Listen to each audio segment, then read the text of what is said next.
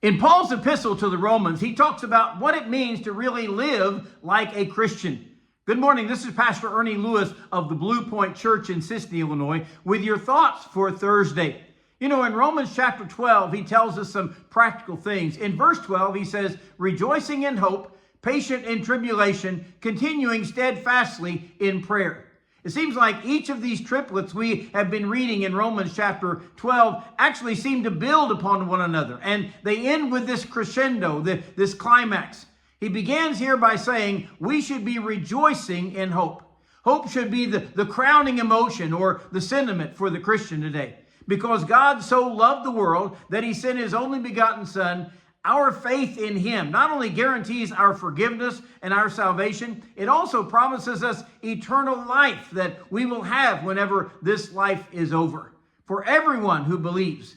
Now, that is a wonderful hope. We don't have to face death like those who have no hope. We have the promise that when this life is over, eternal life in heaven will begin. So Paul says we should rejoice in that hope. Every day that we live, we're to be thankful and rejoicing in the hope that God has given us. He secondly calls for us to be patient in tribulation. Now that means persevering, continuing right on through some of maybe the most difficult times that we face. The New Testament church knew what it was like to face tribulation. They were persecuted by the Jews because they had left their traditional religion. They were persecuted by the Romans. Well, almost everybody was in that day. And sometimes they were even ostracized by their family, even maybe their job.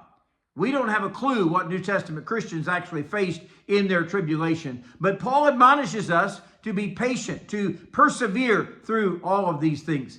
And that enables them to persevere in trying times. They're still rejoicing in hope, you realize, that this life is just a staging ground for the Christian, all right? God is working to prepare us for heaven.